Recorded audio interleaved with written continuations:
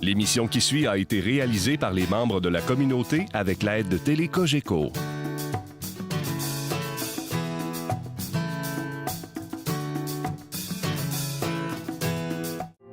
Cette émission vous est présentée en partenariat avec la Société d'histoire du Lac-Saint-Jean, qui se préoccupe de rendre accessibles les éléments de notre patrimoine qui ont façonné l'histoire de la région et la vie quotidienne de ses habitants, ainsi qu'avec la participation financière de la résidence funéraire Lac-Saint-Jean, propriété exclusive des gens du milieu, qui accompagne et soutient les familles endeuillées depuis plus de 3 décennies avec respect et compassion.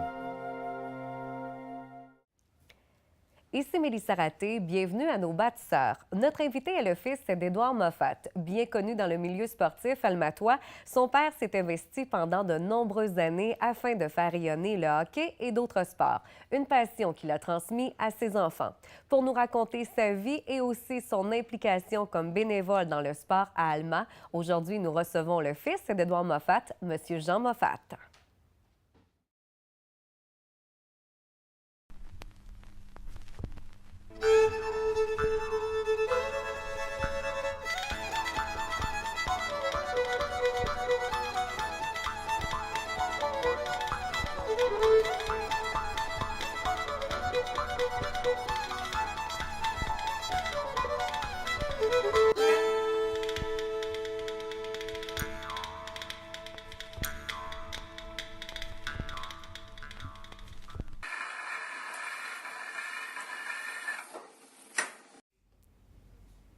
Monsieur Moffat, merci beaucoup d'avoir accepté l'invitation pour participer à nos bâtisseurs. C'est avec plaisir, Mélissa. Évidemment, au cours des prochaines minutes, on va parler un peu de votre père, de son implication au hockey dans plusieurs sports, son implication aussi comme bénévole. Mais tout juste avant, peut-être nous parler un petit peu de vous, parce que vous êtes quand même 11 enfants dans la famille. Ça devait bouger, surtout avec les sports qui étaient à l'honneur. Et depuis la fin de vos études, vous avez travaillé au Price. Oui, en effet, on était quand même une grosse famille.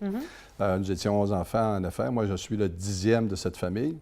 Moi, pour ma part, j'ai travaillé à l'usine de Abitibi-Bowater. Autrefois, à l'époque où je suis rentré, c'était Price Brothers. Bon, puis on connaît le dénouement de l'usine par la suite. Bon, j'ai fait 34 ans de service là. J'ai pris ma retraite il y a 4 ans. Ça fait maintenant 4 ans que je suis à la retraite. Mais mon père, précédemment, là, avait travaillé également aussi à cette usine. Il était comme employé commis de bureau à l'usine Price Brothers.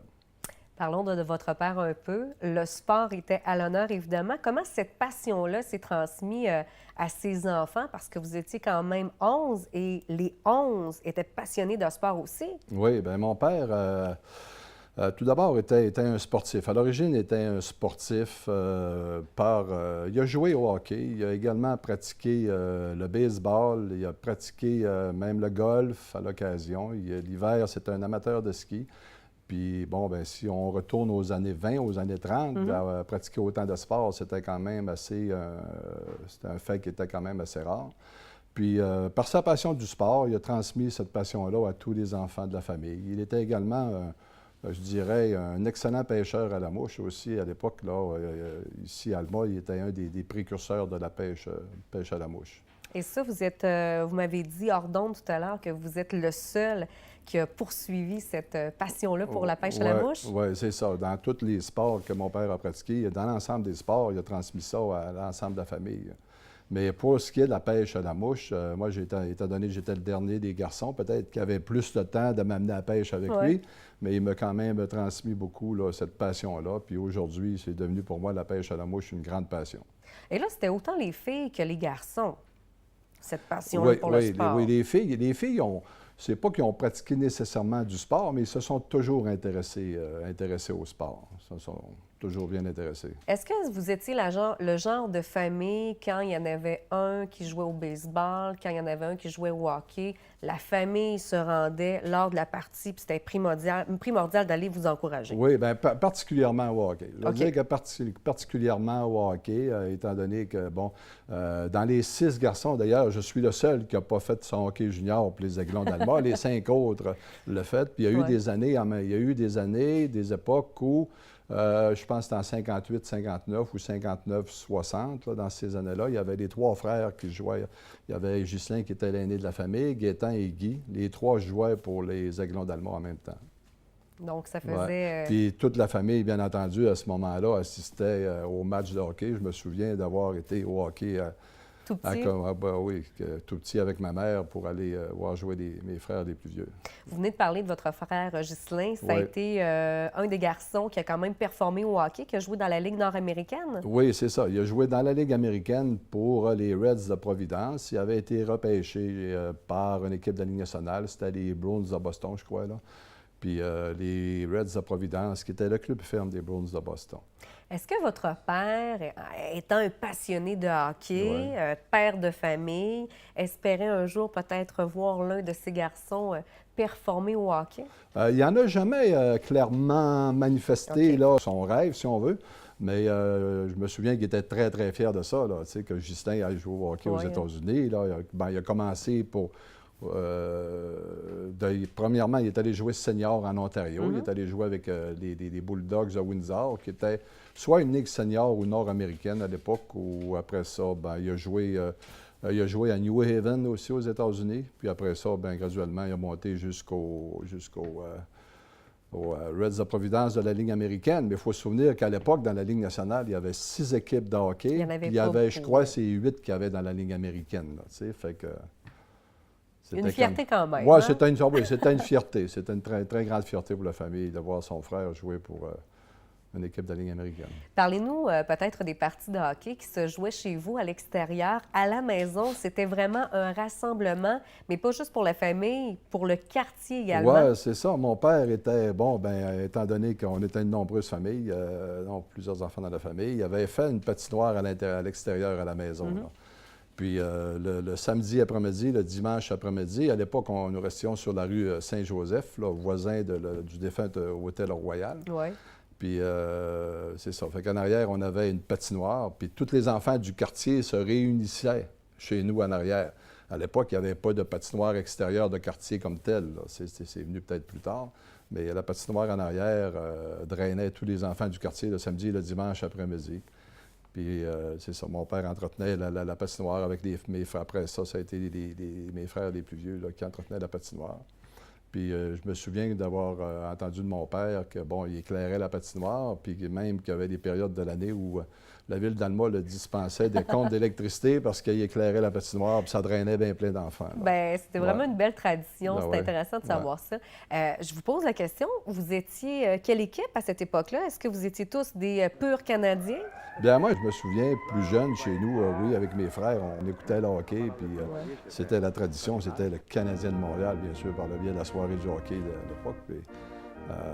Oui, on était toute la famille était partie dans les Canadiens de Montréal. Moi, je me souviens, là, dont mon frère Jacques, là, qui fermait le son de la TV puis qui faisait lui-même la description du match de hockey.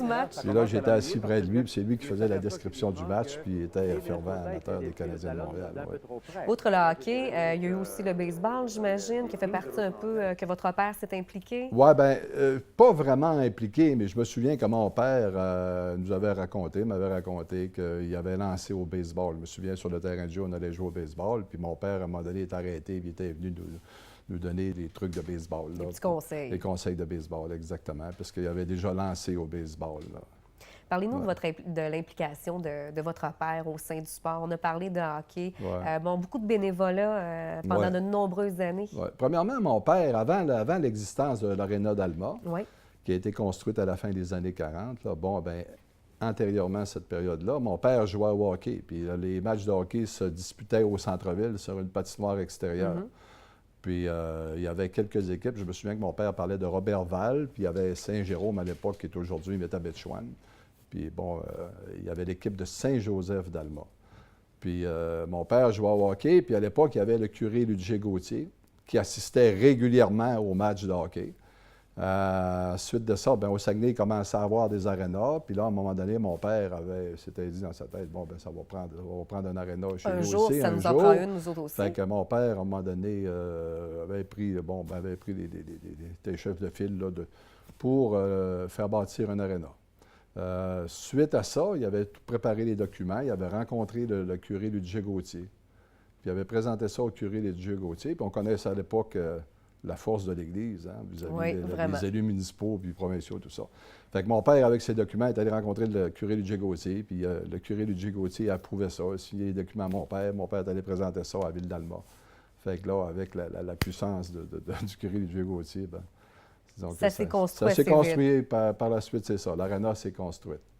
Ça a été quand même une belle fierté aussi pour votre père, j'imagine, d'avoir contribué à... Oui, absolument. Il s'est occupé de l'aréna, il en était le gérant. On disait, bon, c'est lui qui avait la gérance de l'aréna. Par la suite, il est arrivé la Ligue de hockey, la fameuse Ligue de hockey JKLS, qui était une ligue senior qui était quand même assez puissante. Parce qu'à l'époque, on allait chercher les joueurs de hockey à l'extérieur de la région du Saguenay-Lac-Saint-Jean, dans la région de Québec, Trois-Rivières. On n'a qu'à penser à tous les frères Lamirande, les frères Scalienne, les Philippe Voyer, Tony Laperrière, qui venaient tous de l'extérieur, qui sont venus ici à Alma pour jouer au hockey. Parce que cette ligue-là était très, très reconnue, là, était reconnue provincialement, même si c'était une ligue régionale. Puis, en même temps, bien, on promettait de très bons emplois à ces gens-là, à ces joueurs de hockey-là. Tu venais jouer au hockey Alma, ils donnaient un petit salaire même de ça pour jouer au hockey, si je me souviens. Puis, en plus, il y avait un emploi qui était très respectable, là, soit chez Press Brothers, Alcan ou encore c'est une façon de les amener aussi. De les amener, exactement, c'est ça, exactement. Puis pendant cette période-là, disons que c'est justement cette équipe-là, les Aigles d'Alma, qui ont eu la gérance de l'aréna. Là, à ce moment-là, dans cette période de hockey-là, mon père n'avait pas la gérance de l'aréna. OK. Le hockey était très fort dans ces années-là. On faisait tirer une voiture à tous les matchs de hockey. Par la suite, après ça, suite à l'agonie de cette ligue-là, mon père a repris les cordeaux de la gestion de l'aréna. Puis, bon, ben, il ne faut pas se cacher que l'aréna était en difficulté financière. Fait que mon père a repris la gérance, si on veut, là, puis a sorti l'aréna du gouffre. J'imagine que pour vous, c'est une fierté aussi. Aujourd'hui, on rend un peu hommage à votre père pendant toutes ces années-là. On va peut-être terminer là-dessus. Votre père est décédé depuis déjà un bon nombre d'années. Oui. Qu'est-ce que votre père a laissé comme trace dans le milieu sportif almatois? Tu sais, ici, à Alma, on a été reconnu pour avoir de bons clubs de hockey. Oui. OK? Là, je dirais que, bon, ben disons que le hockey en général à Alma, je pense que il a laissé grandement sa trace à ce niveau-là. Puis au niveau du bénévolat aussi. Tu sais, mon père s'est pas occupé seulement avec des sports. Là. Tu sais, il y avait des ordres. Là. Il y avait, c'est-à-dire des organismes là, comme le Tiers-Ordre, qui était un petit peu un organisme religieux, là, puis de bienfaisance, s'est occupé de ça.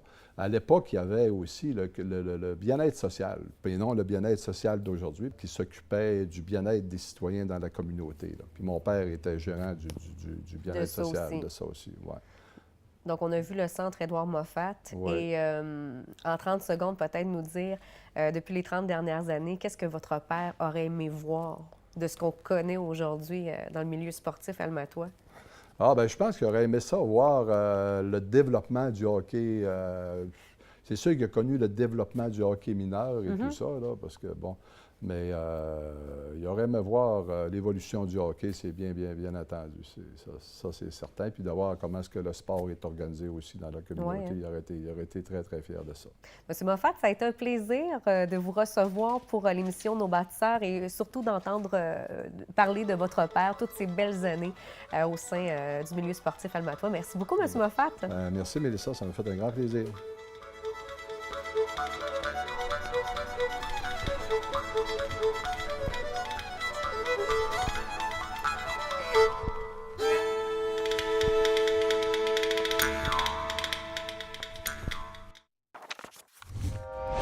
Télé Cogeco, un service exclusif aux clients de Cogeco. Télé Cogeco remercie la Société d'histoire du Lac-Saint-Jean qui a assuré la recherche de la série Nos bâtisseurs. De même que la résidence funéraire Lac-Saint-Jean pour sa contribution financière.